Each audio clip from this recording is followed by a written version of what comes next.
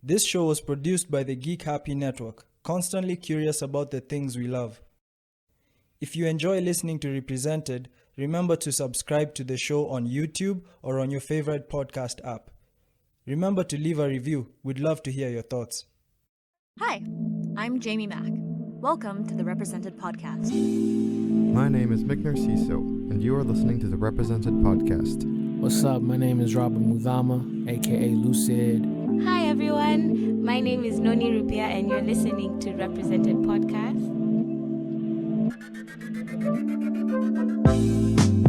A journey through the lives of everyday people such as yourself. Check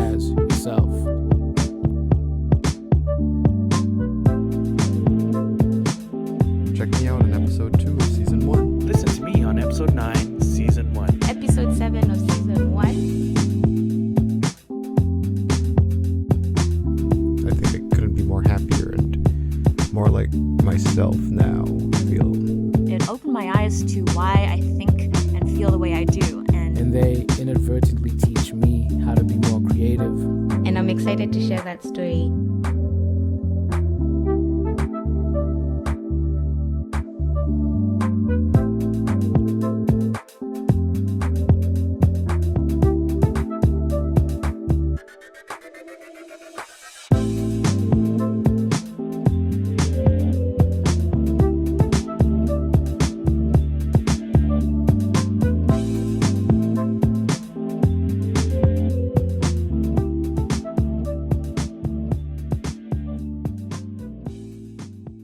We have my older sister, Nyandia Kamawe, and she is also the founder of Moko Maya. For all those on Instagram, you should check that out. That's her newest venture, and I think she'll tell us more about that today. So, welcome to the podcast. Thank you. Yeah. Yeah. How are you? I'm fine. I'm good. Thank you for having me. I'm excited. Yeah. Yeah. It's good to have you here. Thank you.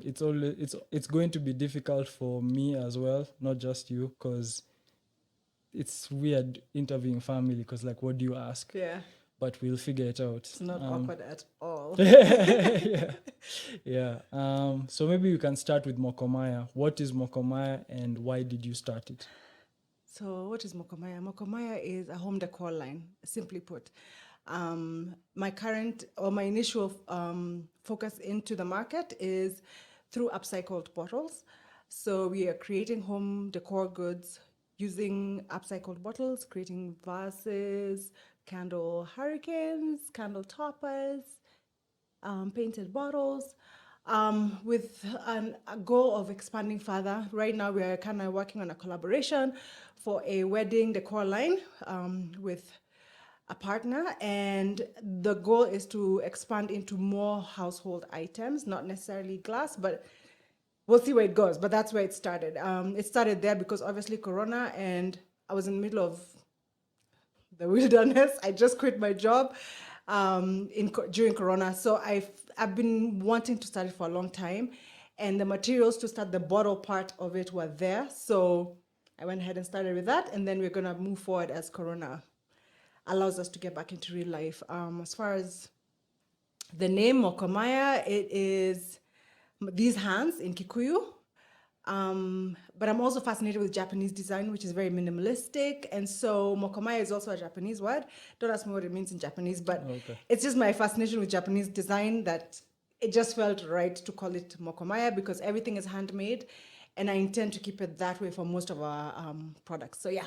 And I noticed that there was a while back when you did, I noticed you were still playing around with bottles and bottle design stuff. So it's not a new idea, something you've done before, right? Right. And you know what's weird? I didn't even factor that part into my head until the other day I went to my house to collect some stuff.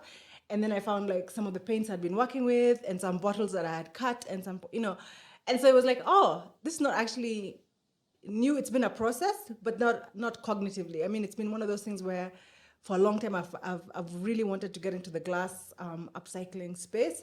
And I think Corona has just been a gift in that sense because once I quit my job, it was kind of like, okay, what's next? I didn't intend to quit my job. I just kind of quit my job. But I also feel it was time because it's been something that's been lingering in my mind for a long time. Like I said, I had the materials ready. I had 3 sacks of like bottles sitting there for about 4 years. So it was really a matter of opening the door, and it's like it just clicked as soon as, yeah. So What were you doing what was your job?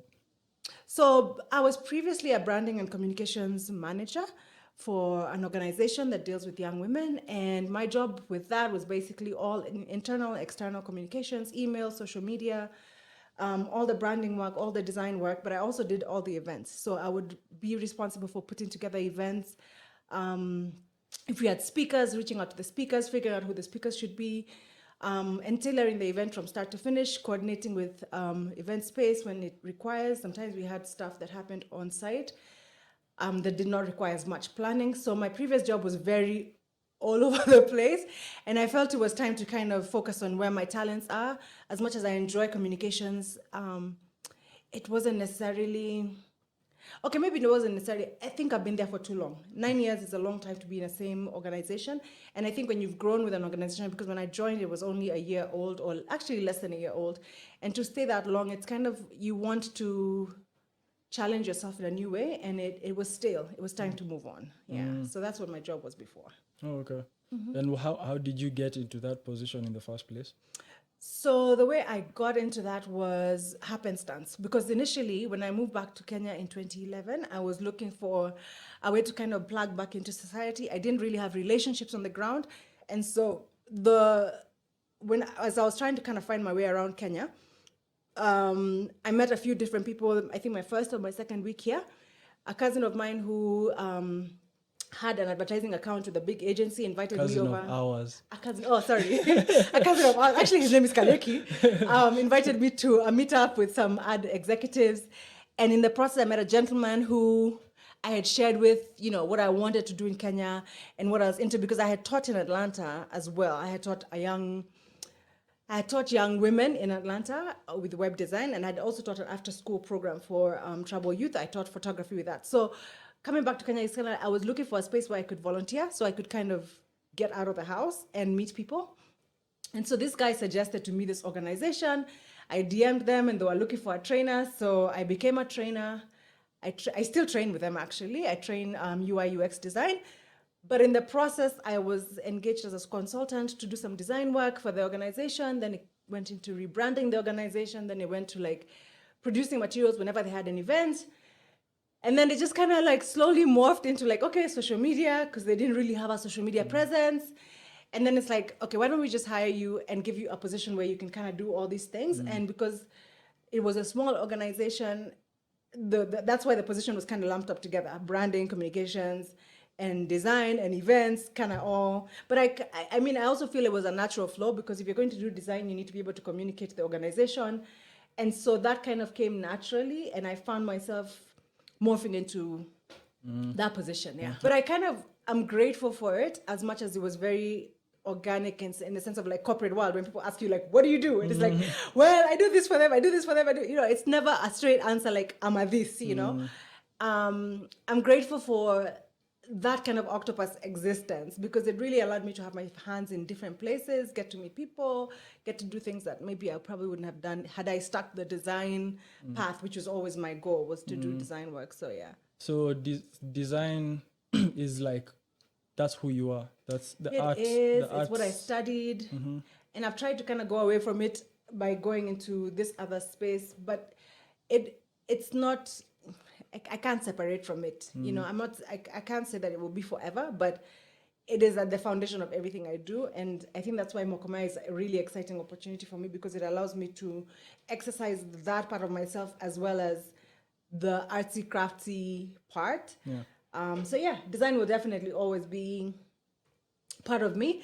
I have a long history with that, because I started off in Kenya. Initially, I went to the Creative Arts Center, which was on Tombaya Street back in the days. And it was a really awesome... What year was it? No, we're not going to do that. No, tell us. It was 19... Wow. 94? Oh, wow. Yeah. You were a baby. Yeah. Well, I guess just for context, the age difference between us here is quite a story in itself. Right. Shout out to our parents who made our relationships quite complicated and interesting. But we have 17 years between us, so Right. you're on your way out of high school when I was born. when you were born, yeah. But it's also, I think as I get older, I'm also getting very conscious of the fact that, we shy away from how old are you as like, especially as girls, But then I think, God has given me 44 years. How dare I try to downplay how many it's a years blessing, yeah, it's a blessing. And so I'm grateful for all of it because it's been there are people who didn't see 44. So what can I say? Yeah. So Creative Arts Center. I did a typography course in that, which is basically learning the art of letter writing.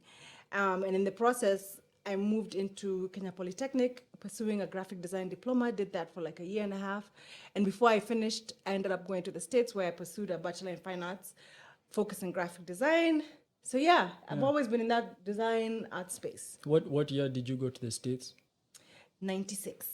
What was that like? No WhatsApp, no email, no internet, no. It was It was also a pure time because I think that unlike now where you have so much internet and so much information, not necessarily accurate, just a lot. And for you to sift through the internet and get the real thing is very difficult. So I think it was almost an advantage because your mind is so blank. You don't know what to expect. You have no expectations other than watching Fresh Prince of Bel-Air and being like, when I go to America. And obviously that was a shock because initially I started college in Minnesota, which was like super freezing cold. It was not, the town that I lived in had no artistic pulse whatsoever. So it was like, take me back to Kenya. I didn't particularly care for the school because it just didn't nurture that side for me. But when I connected with Atlanta, then it was like, okay, this is where I belong. I went to the Art Institute and that worked out from there. But then like the initial arrival into the United States of America was very... What year did you move to ATL? 97. Oh, so just I couldn't do much of Minnesota. Okay. It was very quick. It was Minnesota. I was in a town called Mankato, just closer to. My geography schools are not there, but it was a very town.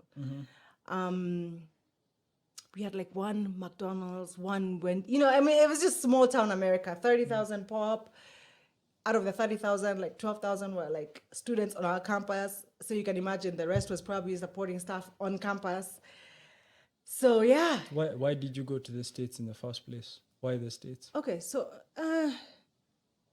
around the time when I left, Kenya was not the Kenya we have today. So the government we had in place and the systems we had in place were really, I know we are still complaining even today, but at that time I think it was an extreme because like when you finished Form 4, by the time you get called to campus and the politics behind actually getting to do the course you were interested in, politics got in the way of everything. And I think folks felt it was a smarter thing to do because then you could be graduate, you could have a plan as far as like your college education. But I would say bad politics was the main motivator because at the time I remember guys who were in campus had been on strike, so they'd been home for almost a year or more, but don't quote me. But it was one of those things where schools were always on riots.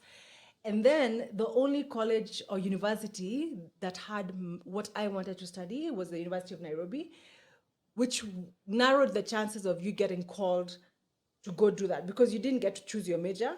You were given a major based on your grades, based on politics, based on all these other factors that had nothing to do with anything. So that's what kind of drove the decision. That's such a different... Because these days people, it's like a menu. It's like, what do you want to do? Exactly. And like at the time, I remember we used to go to this place in Westlands and you kind of went to like tuition for going to America and you went through these books where you're like, oh yeah, Minnesota, awesome. That's where I want to go. So they would do a little survey where they would ask you like, what kind of environment do you like? And like when you think about the age that I was as a Kenyan at the time, your exposure is so little. So when you're describing your ideal study environment, I ended up in Minnesota. So that tells you how off I was and how off the process was because it wasn't like now where you can go online and look at universities. Like when you were going to Canada, you knew the school, like you could Google it. You knew what it looked like. Right, exactly. So But I still enjoyed that whole process as it was, because I think it was just an adventure, you know? I mean, in the sense of like knowing nothing about what lies ahead, and also having your preconceived notions shattered like on site. Like you land and it's like, oh no, it's not what you thought. So yeah. And so, like, culturally, what was the biggest change for you when you landed? So weather and food. Well, then, food, okay. So I remember when I landed at the airport, our cousin Wamuni picked me up and took me to the Mall of America for a meal. And like, you know how you watch this? Okay, you didn't have that experience because there were burgers and like that whole fast food culture when you were leaving. But in my case, it was like, at the time, Kenchik was like the biggest, and Wimpy were the main fast foods, you know, and that was like a treat. I mean, not a treat, but a rare occurrence in your diet. So I remember Amuni taking me to the Mall of America. And first of all, like the lights, I was like, yes. I mean, I got over the cold quick because I was like, wow, you know, we got there. It was very cold. And then it was nighttime. So people are like following the traffic lights. And I'm like, what's going on? Why are guys stopping? It's at night. I mean, coming from Kenya, you know, you're used to guys just breaking all traffic rules. And then getting to a Mall of America and walking into a food court was like, whoa. Like, even just choosing what to eat was like, I want everything. And then the burger coming and it looks like the magazines, the way you've seen it. And then you bite and it's like, beef is not supposed to taste like this. So for me, food was like the biggest slap because you can't like not eat. Yeah. And so, and then also it takes a while before you get to know where to go to eat. And at the time, there wasn't that big culture of like going to an Ethiopian restaurant or, you know, Chinese restaurant was like probably the biggest phenom. So yeah, food and weather. Were you homesick at any point? You know, it was so disconnected that you almost had, and then I'd also been to boarding school, yeah? Okay. And I went to boarding school at a time where you didn't have, I mean, we had one phone for the whole school, where you had to have permission to make a call to your parents, you know? So detached completely. Yeah, detachment was very part of that stage, I think. That whole homesick thing. You are trained to be Yeah, like, so hardcore. that's why food was like the main thing. It's like, I'm not missing my parents, just give me good food. Yeah. And the parent family thing for me was like easier to deal with than like tasteless food. Yeah. And so now moving on to ATL, what was the shift in experience like that? Whoa. Lights, camera, action. Atlanta was, first of all, there were so many black people. I had not seen black people in, as many black people where I lived, because the town where I had come from, we were 17 Kenyans and 45 Africans. I'll never forget. Wow. And then as far as black Americans, there was a crew of guys who had been recruited by the school to come play football from Chicago. Our school used to recruit young brothers from the south side of Chicago. So they would come on football scholarships. So that's the only reference you had for black people, football, or like these 45 African people.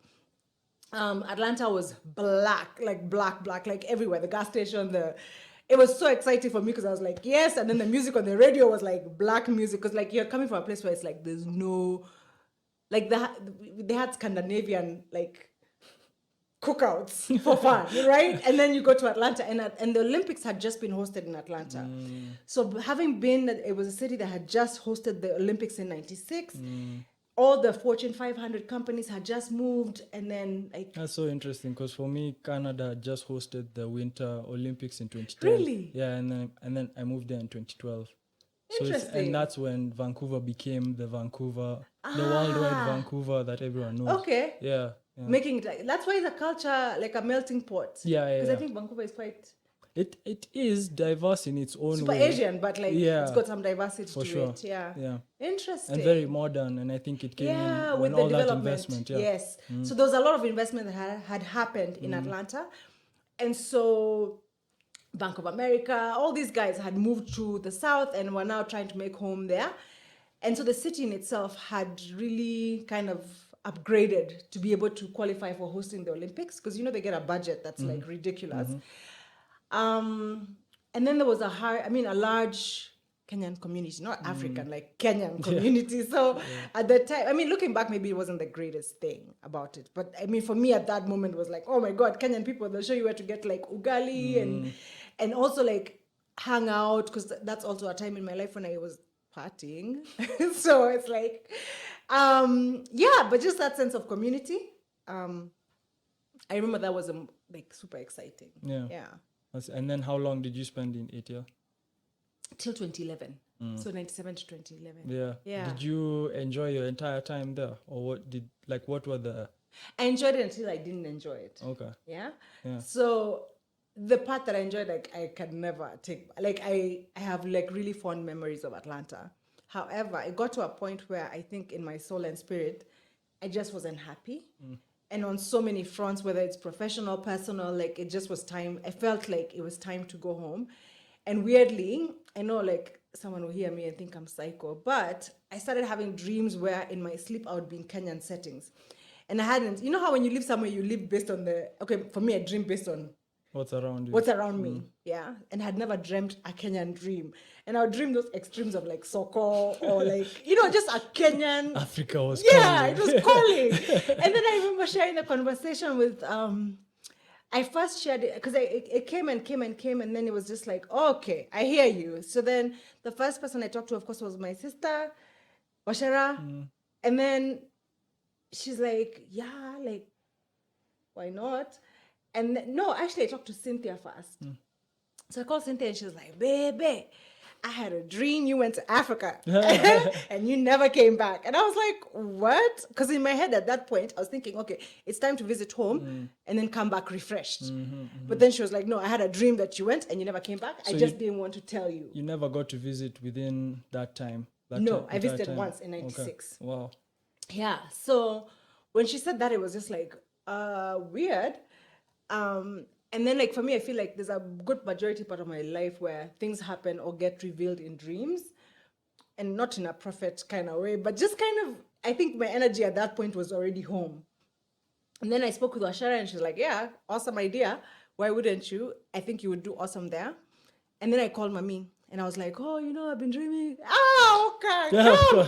And it was just like no discussion. Like she was so ready, I feel like although that's a biased source. Yeah, I think exactly. for her, yeah. But what made her not biased in that moment, she met someone somewhere in a Soko or okay. something, Wow. and they had told her that they dreamt or her daughter came home, like some weird thing, and she's just like, I think it was someone she had not seen in a long time, and then that was the thing that came out of that person. So for me, it was just like, okay, Yeah.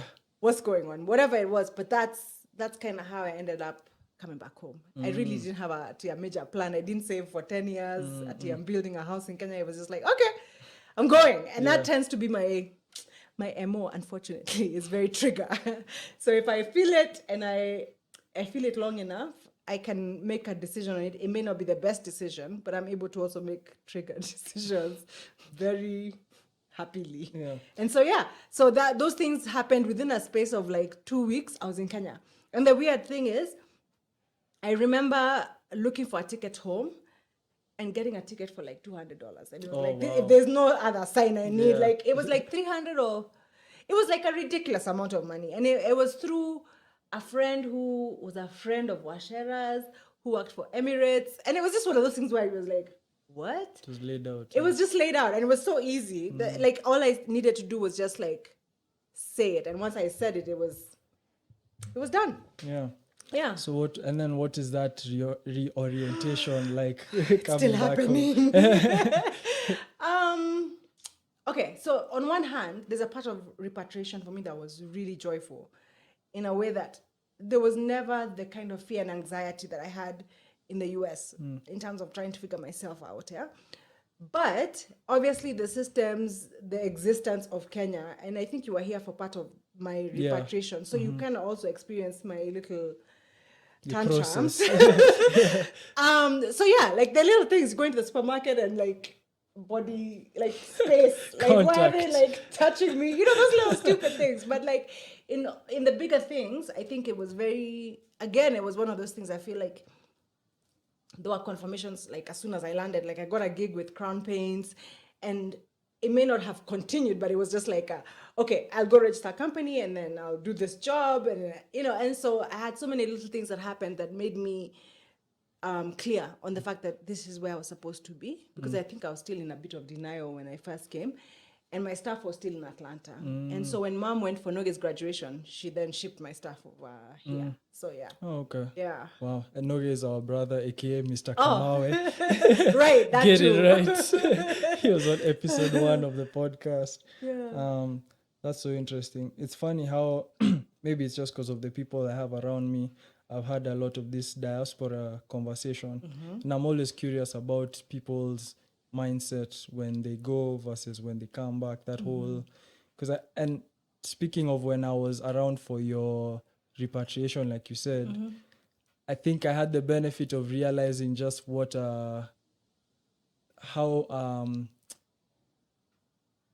how it's a process. I'll say that because I would see the frustrations you guys would go through. So like Noge would visit, and then I would see him go through his things. Then when you finally came and I saw you going through your own things, Washara, I think I was only around for maybe 1 visit, if I'm not wrong, and she wasn't. We weren't around each other much because I was still pretty young at that time. But I think when I visited from my time in Canada, I kind of had that benefit of realizing that, oh, I'm going through that thing these guys were all going through. And it's always such a, I mean, like that contrast is so crazy. And like you said, even me, I feel like I'm still going through it right now. Yeah. With like trying to get back into the groove of what Kenya has to offer. Right. And I think it's one of those things that I take it like water flow, you know, like it's gonna hit some corners, some bumps. You know how like rivers flow and there's like a certain point it's faster than others. And I think Kenya has those moments where it's like, why did I move back here? And like for me now, the space in between those moments is widening, but it's taken a while to get to the place where you're like, oh, I got this. Like I speak the language, I speak the hustle, and there's still parts of it that I'm still not conversant in, the Kenyanness, because Kenya has a Kenyan thing about the way things happen that like you really need to be a Kenyan and immerse yourself, which takes time. It takes time, yeah. So I've released that part of myself. When it comes, I'm aware that's what I'm having at this moment, and I let it go. Because I've also watched a lot of my friends come and go back just because they couldn't deal with, and it has never gotten to that point for me. It's always been like, yeah, it's really messed up, but I'm here to stay. If you'd like to get in touch with the Represented Podcast, feel free to hit up at Represented Podcast on Instagram or email us at representedpodcast@gmail.com. This show is hosted and created by myself, Nyandia Kamawe.